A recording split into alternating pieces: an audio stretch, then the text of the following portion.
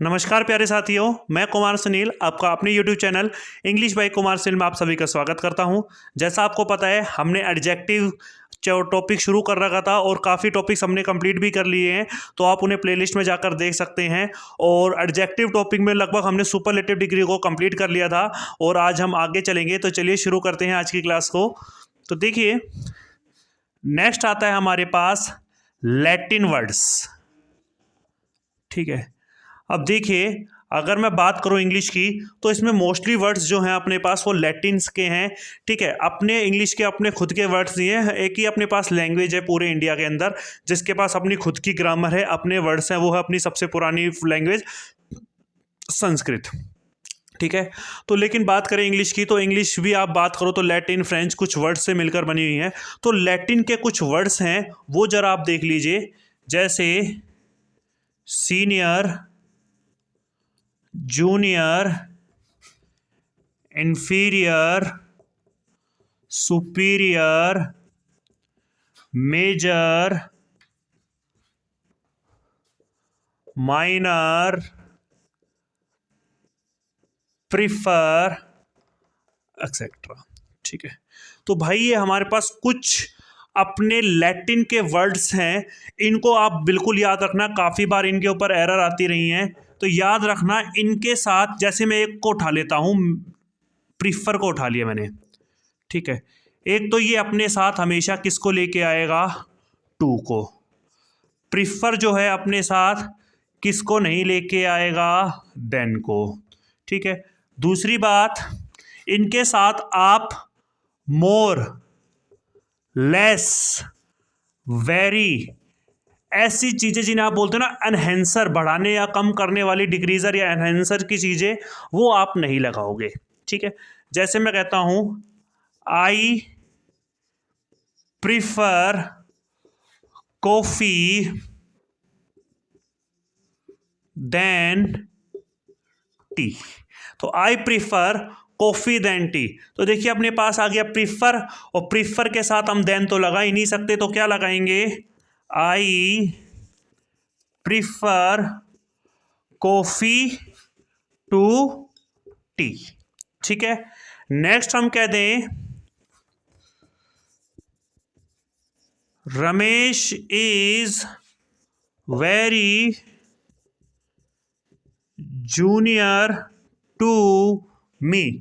राम मुझसे बहुत छोटा है, Ram is very junior to me. तो ये गलत होगा। ये बात तो ठीक है, जूनियर के साथ टू आएगा, लेकिन एनहेंसर जो है हमारे पास वेरी मच ऐसे करके कुछ नहीं आएगा। तो क्या होगा, Ramesh is junior to me. देखिए, आप हिंदी में तो बोल देते हो कि राम मुझसे बहुत छोटा है, बहुत बड़ा है, लेकिन इंग्लिश में आप ये चीज़ें यूज़ नहीं कर सकते। Ram is very junior to me, Ramesh is very senior to me. तो ये चीज़ें इंग्लिश में नहीं होती। आप हिंदी में तो आप चीज़ें बोल देते हो, जैसे आप हिंदी में बोल देते हो टोचन। ठीक है, वो टोचन कोई वर्ड ही नहीं है, उसे हम बोलते हैं टो। इस टो का मतलब क्या होता है, रस्सी से बांधकर किसी चीज़ को खींचना, और आपने उसको बना दिया टोचन। ठीक है ना, तो टोचन का वैसे टो का मतलब होता है किसी चीज़ को रस्सी से बांधकर खींचना। अगर आप मेट्रो सिटीज़ में जाओगे तो वहाँ नॉन पार्किंग के बोर्ड के नीचे लिखा होता है don't park here otherwise your vehicle will be towed. यहाँ पर पार्क ना करें वरना तुम्हारे व्हीकल को ठा लिया जाएगा। ठीक है ना, तो वही रीज़न है। तो ये टो होता है। ऐसे हम बोल देते हैं प्लास। प्लास नाम की कोई चीज़ नहीं होती, प्लायर्स होता है वो। आप जाके पूछ लेना एक बार इलेक्ट्रिशियन की दुकान में, प्लायर्स दे दो, क्या भाई क्या मांग रहा है। तो भाई जो चीज़ अपने इंडिया में चलती है वही करना। प्लास बोलोगे तो मिल जाएगा, प्लायर्स बोलोगे ना भाई ये क्या होती है, कोई प्लाई देनी है क्या। तो ठीक है ना, तो इस चीज़ को आप ज़रा ध्यान रखना। तो देखिए, लैटिन से हमारे पास वर्ड थे। लैटिन के वर्ड जब senior, junior, inferior, superior, major, minor, prefer. तो ये अपने पास कुछ वर्ड्स हैं जिनके साथ हमने कुछ कंडीशन लगाई। जैसे एक हमने छाट लिया प्रीफर, तो प्रीफर के साथ पहली बात तो टू आएगा, देन नहीं आएगा। ठीक है, और उसके बाद इनके साथ enhancer, decreaser, more, less, very, ये चीज़ें नहीं आएंगी।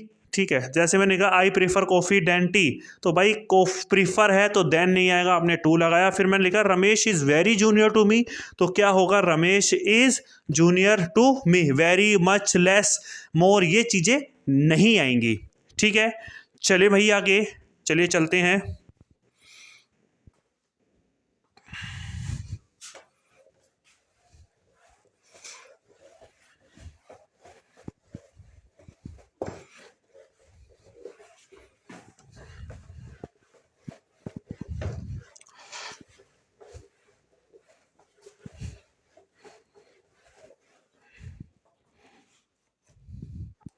ठीक है, नेक्स्ट हमारे पास इंपॉर्टेंट पॉइंट है कि जब भी अपने पास कंपैरेटिव डिग्री हो और देन हो, ठीक है, तो ये जनरली हमको दिखाता है एक कंपैरिजन। तो इसके आगे कोई भी आर्टिकल नहीं आएगा, नो आर्टिकल, ठीक है। क्या, जब हमारे पास सी डी हो, कंपेरेटिव डिग्री हो और उसके साथ क्या हो, देन हो, तो ये क्या दिखाएगा, कंपैरिजन दिखाएगा, और ये क्या नहीं लेके आएगा, कोई भी आर्टिकल। लेकिन अपने पास कंपैरेटिव डिग्री हो और साथ में ऑफ हो, तो ये हमें दिखाता क्या है, एक सिलेक्शन। तो जब भी आप सिलेक्शन की बात करोगे तो यहाँ पर क्या होगा, द। तो जब भी आपका सिलेक्शन हो जाएगा तो भी आप लगा सकते हो, मेरा सिलेक्शन हो गया, मैं अब द लगा सकता हूँ, ठीक है ना। तो लिख दे रहा, तो जैसी सिलेक्शन होगा तो क्या होगा अपने पास, द। कोई नहीं होगा भाई, सिलेक्शन जरूर होगा, क्यों नहीं होगा, होगा जरूर, ठीक है। बस मेहनत करते रहो, जिस दिन आपका नंबर आया तो आपका बिल्कुल दाव लगेगा, और दाव लगने का मतलब आपकी नौकरी पक्की लगेगी, ठीक है। तो देखिए चलते हैं आगे। जैसे एग्जांपल समझता हूं मैं, निशा इज डैश वाइजर देन अपनी गीता से, ठीक है। तो देखो, ये अपने पास सी डी और ये अपने पास देन, सी डी और देन है, तो यहां पर कोई भी आर्टिकल नहीं होगा, ये अपने आप में बिल्कुल सही होगा, ठीक है। अगर मैं इसको लिख देता, Nisha is dash wiser of 3 sisters, ठीक है। निशा जो है वो सबसे ज़्यादा वाइज है अपनी तीनों बहनों में, तो ये तो अपने पास सी डी और ये अपने पास आ गया ऑफ, तो आप क्या करोगे, इसके आगे लगा दोगे द। तो निशा is visor of 3 sister.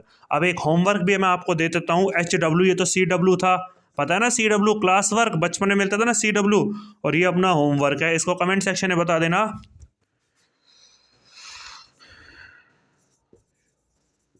Saurabh is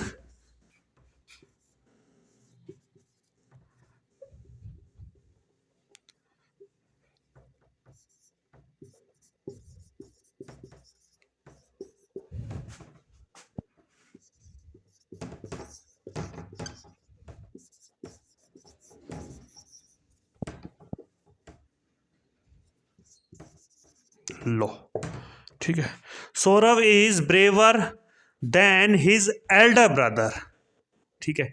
तो भाई अब देख लेना, सी डी है, पी डी है, या फिर देन है, ऑफ है, वो मैंने आपको बता दिया है। और इसका जवाब जब आप पढ़ोगे, वीडियोस देखोगे, तो कमेंट सेक्शन में ज़रूर देना। जैसे अगर आपका सही होगा तो भी मैं बताऊंगा, गलत होगा तो भी मैं आपको बताऊंगा कि क्या आना चाहिए। वैसे मेरे को नहीं लगता कि बच्चे आप गलत करोगे, क्योंकि मैंने 2 ही रूल लिखवाए हैं इसके ऊपर, और दोनों ही रूल्स आपके देख लेना एक बार, ठीक है। तो चलिए आगे, स्क्रीनशॉट ले सकते हो, उसके बाद आगे चलते हैं। तो चलिए आगे चलते हैं इसी में।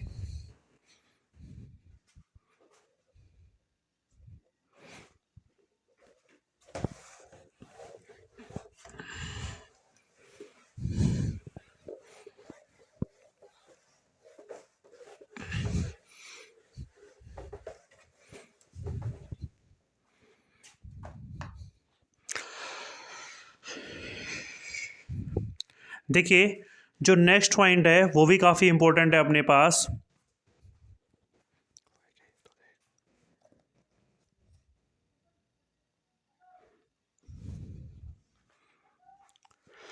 देखिए नेक्स्ट पॉइंट में क्या है अपने पास, जो नाउन है वो हमेशा बेसिक क्वालिटी के साथ आएगा। अब ये बेसिक क्वालिटी क्या है वो समझना, ये जो अपना नाउन है ना, ये हमेशा अपना बेसिक क्वालिटी के साथ आएगा, ठीक है। अब देखना, जैसे मैं लिख लेता हूं, I have a green talkative parrot. और देखिए, ये चीज़ अपन इंडिया में कर रहे हैं तो इंडिया के हिसाब से करना। देखिए यहाँ पर क्या है अपने पास, पैरट एक नाउन है, ठीक है।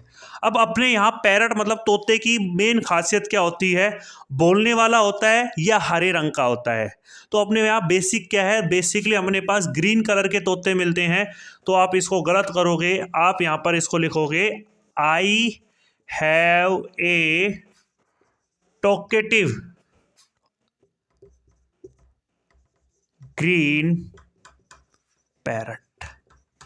ठीक है, मैं कह देता हूं she had A sharp long knife. ठीक है, उसके पास एक पैना लंबा चाकू था। अब देखिए हमारे पास नाइफ तो क्या है, अपने पास नाउन है, और चाकू की खास अपने यहाँ विशेषता क्या होती है, लंबा होना चाहिए या फिर शार्प मतलब पैना होना चाहिए। तो भाई अपने यहाँ क्या होने चाहिए, नाइफ का मतलब क्या होता है भाई, तो सीधी सीधी बात है, चाकू कैसा होना चाहिए, धारदार यानी पैना होना चाहिए। तो आप क्या करोगे, she had a long sharp knife. ठीक है, दे हैव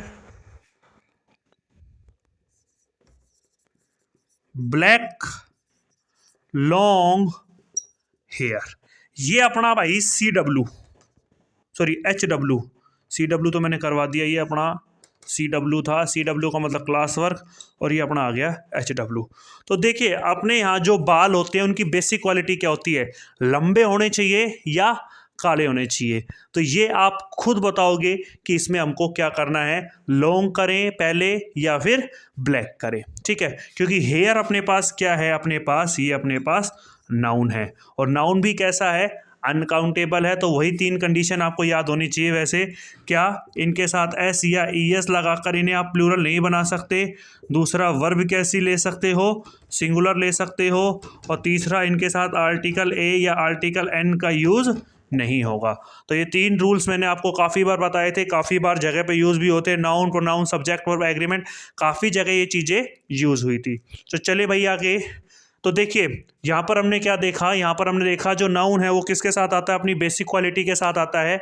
तो मैंने लिखा I have a green talkative parrot. तो पैरट हमारे पास क्या था, नाउन था, और अपने पास पैरट मतलब तोते की यहाँ पर बेसिक क्वालिटी क्या होती है कि वो ग्रीन कलर का होता है, टॉकेटिव हो या ना हो। तो इसलिए मैंने क्या किया, आई हैव ए, टॉकेटिव को इधर ले आया, ग्रीन को इधर ले गया, तो टॉकेटिव ग्रीन पैरट। ठीक है, फिर नेक्स्ट मैंने लिखा she had A sharp long knife. उसके पास एक पैना लंबा चाकू है। तो चाकू जो हमारे पास नाइफ है ये नाउन है, इसकी बेसिक क्वालिटी क्या होती है, शार्प होना। ठीक है, लॉन्ग हो या ना हो उससे ज़्यादा दिक्कत नहीं है। तो क्या होगा, she had a long sharp knife, क्योंकि नाइफ क्या है अपने पास नाउन, और उसकी बेसिक क्वालिटी क्या है, शार्प होना। फिर मैंने आपको एक होमवर्क दिया, they have black long hair. उनके जो हैं वो कैसे हैं, काले लंबे बाल है। अब अपने पास इंडिया के अंदर अपने जो बालों की बेसिक क्वालिटी क्या होती है, काले होना या फिर लंबे होना। और देखिए हेयर फॉल प्रॉब्लम आज के टाइम में बहुत कॉमन है, आप सीधा डॉक्टर बत्रा से बात कर सकते हैं। ठीक है ना, तो ये अपने पास आज का ये था। तो चले भाई आगे, तो चलिए चलते हैं, एक बार स्क्रीनशॉट ले लीजिए, उसके बाद फिर आगे चलते हैं। तो चलिए चलते हैं आगे।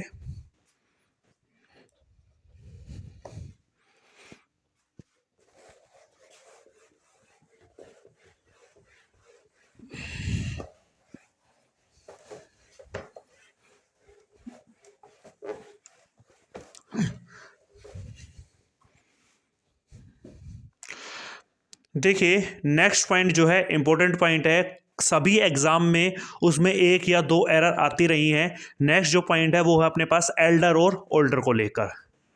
तो नेक्स्ट वन इज एल्डर और ओल्डर को लेकर। ठीक है, देखिए एल्डर की बात करूं, दोनों का मतलब बड़ा ही होता है वैसे देखी जाए तो। एल्डर की बात करूं तो ये जनरली ब्लड रिलेशंस के साथ यूज होता है। ठीक है, जैसे भाई बहन माता पिता इनके साथ यूज होता है, और जनरली ये टू को लेके आता है। ठीक है, ओल्डर का जो यूज होता है, ओल्डर का यूज या तो आप कह लो एज या फिर ईयर की जब बात हो, और ये अपने साथ किसको लेके आता है, देन। ठीक है, जैसे मैं कह देता हूं Kunal is older then his brother. ठीक है, Kunal is older then his brother. देखना कुणाल किससे बड़ा है, अपने भाई से। भाई का मतलब क्या हो गया, ब्लड रिलेशन, और ब्लड रिलेशन कभी भी देन को नहीं लेके आएगा, उसके लिए आप क्या करोगे, टू। और दूसरी बात ये ओल्डर भी नहीं लेके आएगा, तो ये क्या लेके आएगा, एल्डर। तो आप इसे कह सकते हो Kunal is elder to his brother. ठीक. Mohan is elder to his neighbor. हाँ भाई, क्या लगाओगे बताओ? नेबर वाले केस में लगा दूँ, सही मान लूँ इसको? अगर आप सही करते हो तो यहाँ पर भाई बहुत बड़ा लोचा हो जाएगा. देखिए, सबसे पहली बात है, नेबर की हम बात करें तो नेबर हमारा ब्लड रिलेशन नहीं होता, ठीक है. और दूसरी बात, ब्लड रिलेशन नहीं तो एल्डर भी नहीं है, एल्डर नहीं है तो टू भी नहीं है. तो आप क्या करोगे? Mohan is older then his neighbour. ठीक है. देखिए, नेक्स्ट हमारे पास ये होमवर्क, ये अपना CW था, ये भी CW, जरा HW और देते तुम्हें. तो मैं कहता हूं राधा इज